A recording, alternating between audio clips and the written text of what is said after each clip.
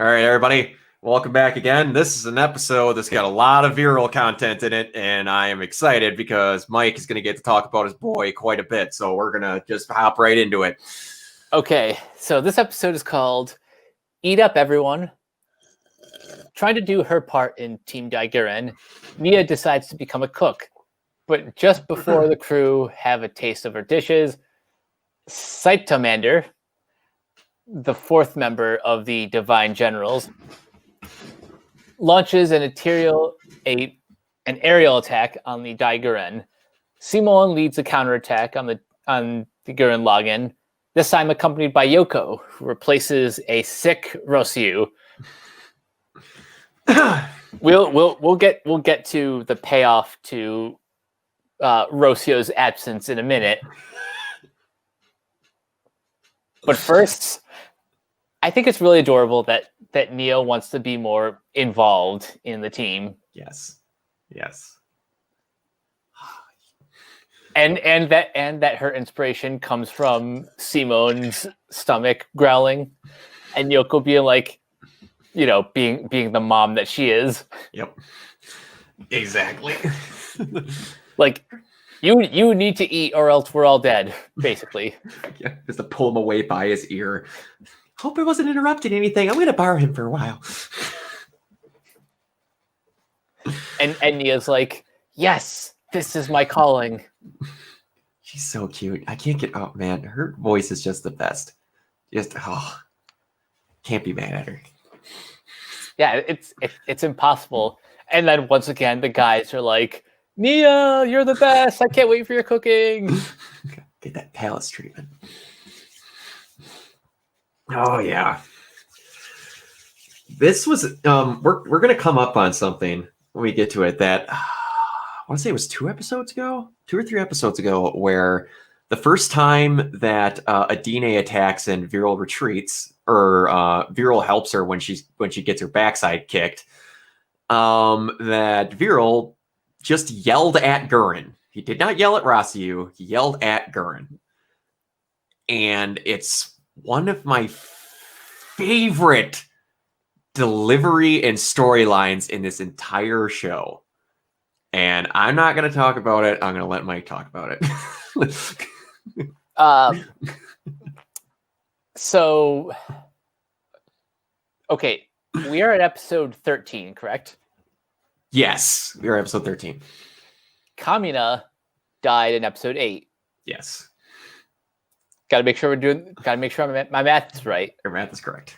That means that we have gone 5 episodes and Viral hasn't figured out that Kamina is no longer on this earth. Yep.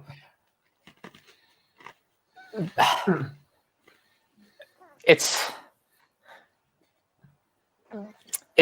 weird. They kind of play it off for jokes until Simon, gets serious for a minute and be like, dude, he's not here anymore.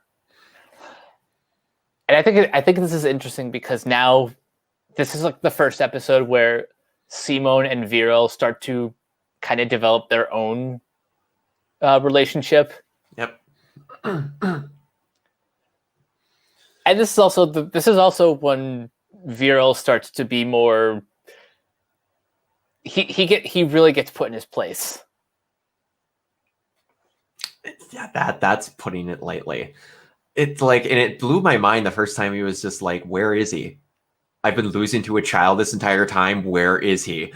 And I'm just like, there's never been an option like after that where he actually had to fight Simone. I was like, oh yeah, he never did. He was always just there to get everybody's asses out of the fire, and he never got to see it because he didn't have access to cameras or nothing like that. That was all Genome and the Generals. I was like, he's that out of the loop that he doesn't know Cam is dead. I don't know if anyone does, because you never see them outside of that, because it's like you never fight them outside of their gunmen other than when they were captured, and they were never like, where's Kamina?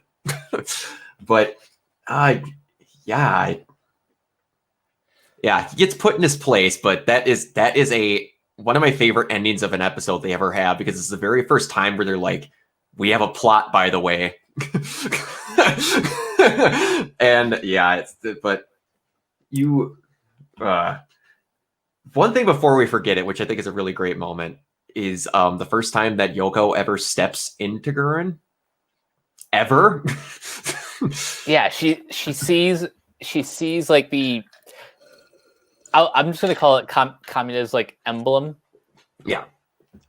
By the way, I want a shirt with that logo. There's plenty of them, buddy. Go to TeePublic or what was the other one I was looking at last night?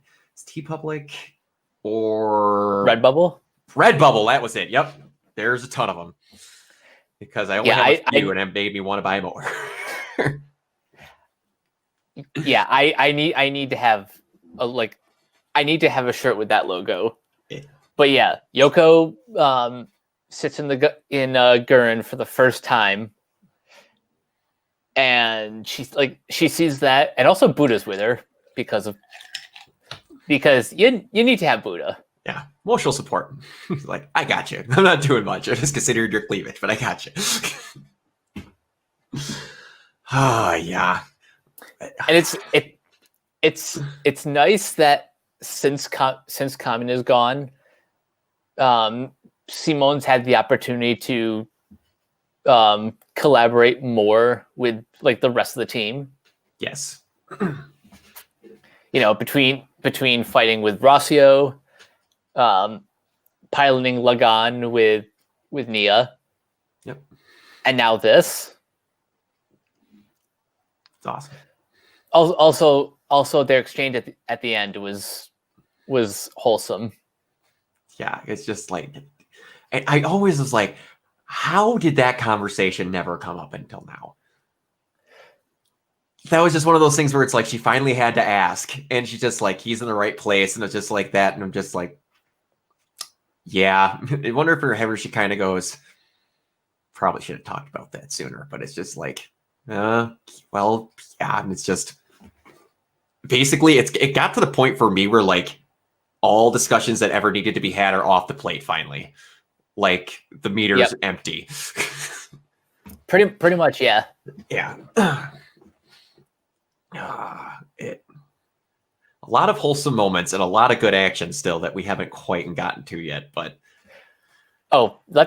we can dive in there now. Yeah. So we figure out that we can't fight them. What did we do when we didn't have downward facing missiles in Gurren? Or I'm sorry, in the Gurren. Just start throwing them outside. What do we do when we can't reach the enemy? We throw Gurren Lagann up in the air at him. I don't know if this is a good idea. It's gonna work, trust me. Where it gets to him Spider-Manning with drills through the jets to the point of where they just integrate a gunman because they're like, hey, this pop-up happened. What will this work? You seeing this? Let's see if we can integrate that thing. And they just steal a gunman from that thing and it just falls away. I'm like, don't ask. Just don't ask questions. Just don't ask questions. Yeah, that's I was gonna get to that where pretty much every episode has had like they see a problem, they find a solution. Yep.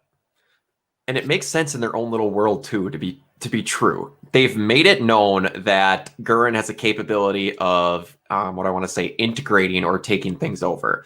So you can't. This is the point where it's like, yeah, that looks dumb, but I'm like, that makes sense in their world and the rules they've set up. That's fully possible. They just took a hat from like Viral and then it changed colors and flipped onto their head the second it made contact. He literally jacked an entire ship just by drilling into it. Like at this point, stealing wings was kind of small potatoes. Yeah, compared to compared to commandeering the Gurren. Yes, it's and I have to ask now that no, I take that back. We've only seen 3 of them. Out of all of the main big ships, you've gotten to see the Gurren, the Daigunkai, and now the Daigunten before we get too far into that fight with them and we get to Viral. Which one of them do you like the most so far? I kind of like this one, the Die Dunton. Gunton, yep. Yeah, the Die Gunton. Mostly because of the I guess like the core where Simone and Viral end up. Nice. Just from a design perspective, I love like the purple white lighting in there. It looks so cool. Yes. Yeah. And their fight scene in there is pretty amazing. Yeah, they finally, like, this is the one episode where it's like, I was so happy that you liked Viral beforehand, because this is the one episode where people like really, really start to like Viral, where it's like, he's like, let's fight. Before he even asks him to fight, he's, what is your name? I need to know what your name is. He told us Simon, he's like, all right, get in your freaking mech, and then we're gonna go fight. We're gonna do this honorably. I'm just like, none of you act like this. None of you at all. And he's supposed to be your peon, and he actually wants to fight properly. Oh, it's so good. Yeah, I've known for a while that Viral is going to be my favorite, because he doesn't even look like a Beastman outside of like what, fangs and you barely get to see his paws, but yeah. Like he's the most human of the rest of the Beastmen. Yeah. And like you said, he has an honor code. Yeah. I was irritated just slightly during this fight, I have to say. Well, the fight is awesome. We can't discount that the fight's not awesome. But I was irritated for about 2 seconds that they turned Yoko into a damsel in distress. But I was just like, it gets taken for 10 seconds. It's fine. It was more of a fact that she was human versus she was a woman, so it's fine. Yeah. Even with the rifle, with the giant, basically trident stuck to her cheek, I was like, okay, I get it. It sucks, but I get it. Yeah, so far only Mia like gets to be the designated damsel in distress. Yeah. But speaking of his honor code, probably one of the coolest moments in the entire first season is when he just won't fight when they take Yoko hostage. Yep. Yeah. Because when what's his name, like Saitomander? I call him Saitomander, but the way that they pronounce things, I've never sure, because a lot of times they pronounce it like Sitomandre. I was like, wouldn't it end in another E? But it's Saitomander or Saitomandre. Either way, it's different. Okay, yeah. So once he says like, you idiot, finish the job, and Viral's like, no, we're not doing it that way. Yeah. This is like the episode where everyone can pretty much agree, like, sure, Viral may not be a threat anymore on the level of the generals, but at least he has the honor code, and at least he like values the fight. And it isn't just, I want to destroy my enemies. Yeah, it's nice and refreshing because he gets to be an incidental hero in certain situations, to where it's like, I'm not helping you if we're going to do this stupidly. And I'm still a dick and I'm evil and I want to chop his head off, but I'm going to do it with some decorum, damn it. Mm-hmm. And they get interrupted. This was the moment where I was like, God damn it, there's nothing too stupid this show can't fucking do. And they're like, we need to fire at them. They're in the belly of the beast. We can't back them up. We need to get our asses up there. And then Leron just okay. And then it cuts way back to the fight. And all of a sudden it comes back and I'm like, well, what the hell are they gonna... Okay, that looks like a ramp. Oh, God. They just take off fucking sprinting up the mountain and fucking hurricane kick the Diguntin. And they don't even do it fast. They're like, we barely missed it. Turn her again!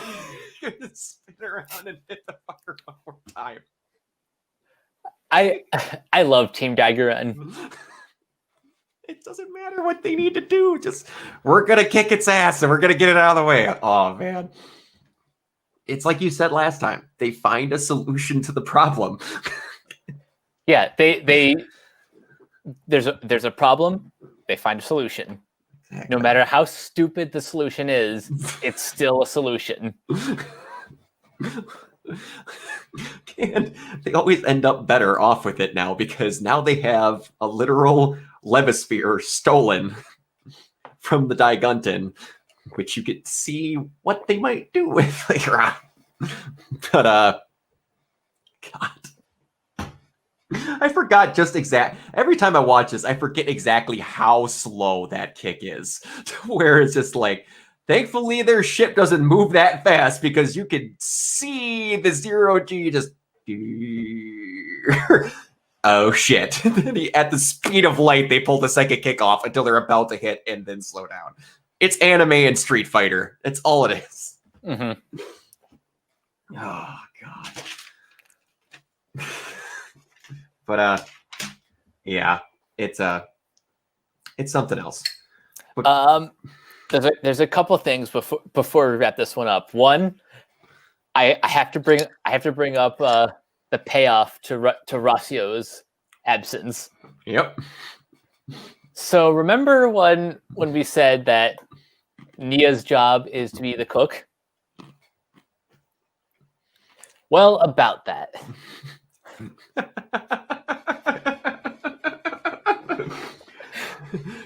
She's really good at her job.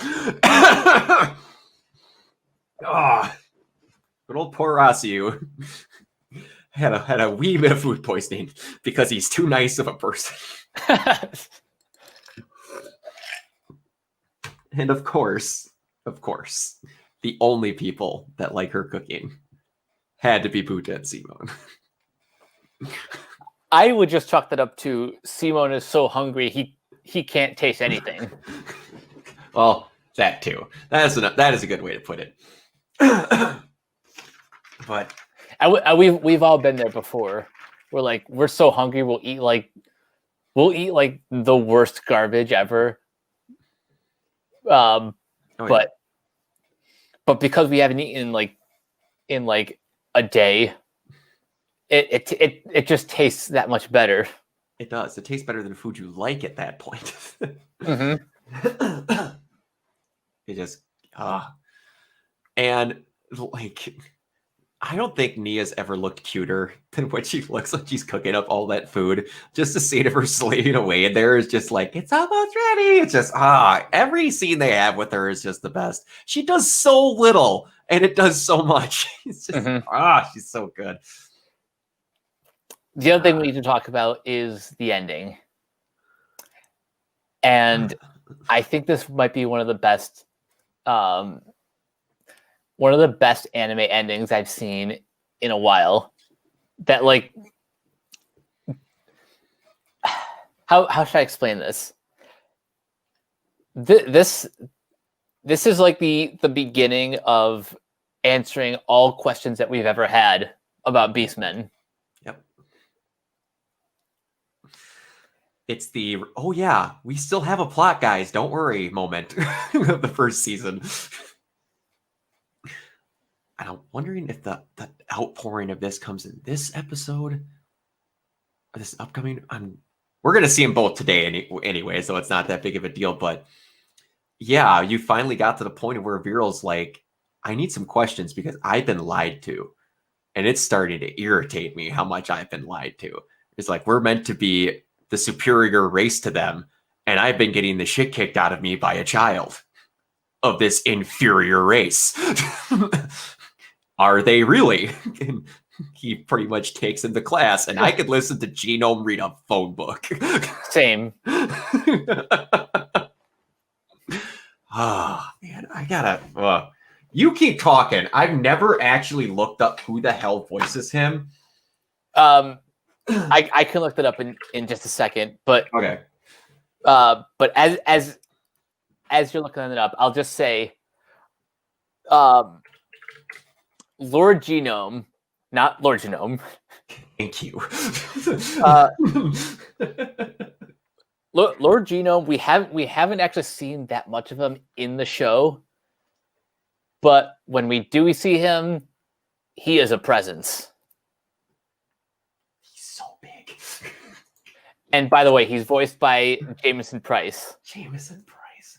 Who else does he have that I would? What's a big one that I would know him from? Oh, he's Abomination from the video game, I guess. It's in Dragon's Dogma too. He's been in a couple of the Digimon series. Oh, of course he has. It's become a cliche. It has been. There's so. Oh, yes. Oh, and he's Anjumon and all of that. That makes a ton of sense. Did you already bring up in Escryad he's Martin Jigmar? No. No. Nice. The Bell, Zorro, Halo Wars 2, the Dragon Dead. Oh my gosh, yeah, he's got quite the little rap sheet there. Oh, and he's Dreyfus in Seven Deadly Sins. That's where I know the voice he's doing from. Oh, and if you've seen Great Pretender on Netflix, which is amazing, he plays Inspector Anderson. Okay. I'll have to check that out.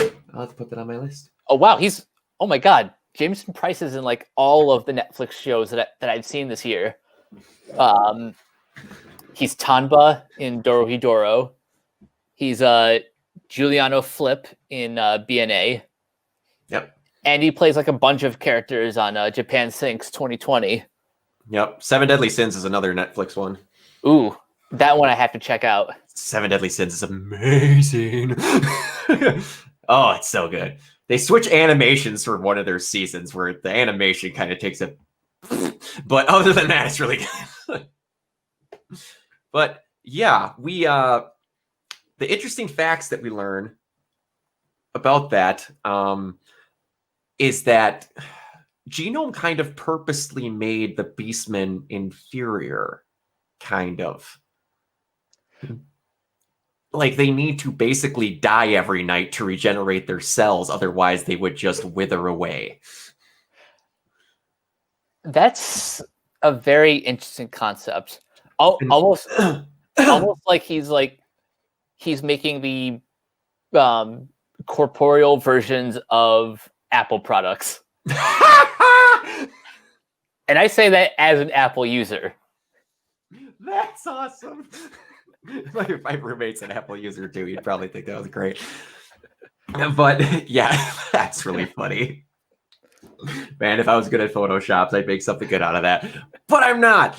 But yeah, and it would explain why they only attack during the day, because they have to literally go away and recharge, otherwise they'd just be done.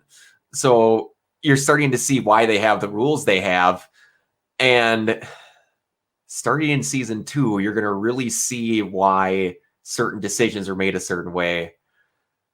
And I wish I could just talk about it now, but I can't. But yeah, and he's just, do you really want to know more? Yes. Cut to black. Of course, because we can't know too much. Mm-hmm.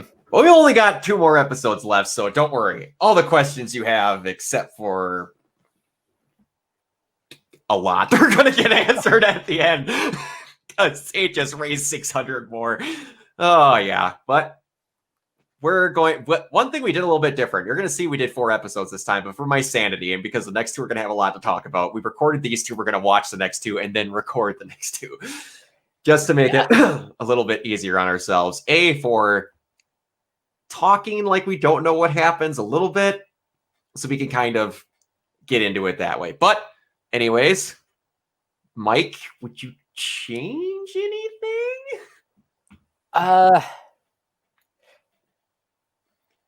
Not really. Not really? Like, as we're inching towards the second half of the series, I don't want to say this is becoming perfect, but there's not a whole lot in this episode specifically that I would change. Okay. I mean, I would have maybe cut the joke about Rossio getting food poison, but it was just too funny, like, to end the episode. Yeah, for sure. That was their one reason they had to get Yoko inside of Lagann's or Gurren's cockpit, was to have Rossio get food poisoning. Yeah, it's like we said in the last episode. If it's stupid, it's a feature, not a bug. Exactly. It's an add-on. Don't worry about it. But all right, that's what we got to get going into. Then we're going to just speed on full ahead into the next two, because there's going to be a lot of stuff to talk about and a whole lot of action. And one of the first really, I forgot to mention a while back about the one art change episode when one of the heads left because he made the really stupid comment. One of the upcoming 2 episodes we're about to do, I have a really supposed fact that I've never got confirmed, but there was a leaker that sent out a bunch of stuff right when the show was actually airing that we'll have to see. Well, this one's true because you can actually count them. It's about the frame number and stuff like that, but we'll get into that. And you as an animation nerd, I think it'll think it's really cool. Mike, where can they find you? You guys can find me at Twitter and Instagram at CaptainK42. Check out all my quick thought reviews on letterboxd.com/CoachK42. Find me in all the various Facebook groups just at my name.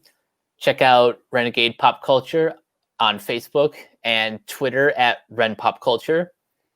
Check out all our podcasts on Anchor, Spotify, Stitcher, wherever you listen. Last but not least, don't forget to check out renegadepopculture.com. Need an escape? So do we. Yes. Plenty of good podcasts going on up there. Plenty of good ones coming up. Last one we were on was still, at least the last one I was on was The Boys. You got one out in between then, didn't you? Yep. A brand new episode tuned up went live yesterday. Well, this morning. But yeah. It's not going to help them either way. This isn't coming up for like 6 weeks. That's true. So, and according to this one, it went up this morning on this day it was recorded. But you can find me at Organoid0 on anything, social media, Twitter, all that stuff, pretty much anywhere except for Instagram, because I don't use it because I have no need. I love you, everybody. Spin on, and we'll talk to you later. Peace.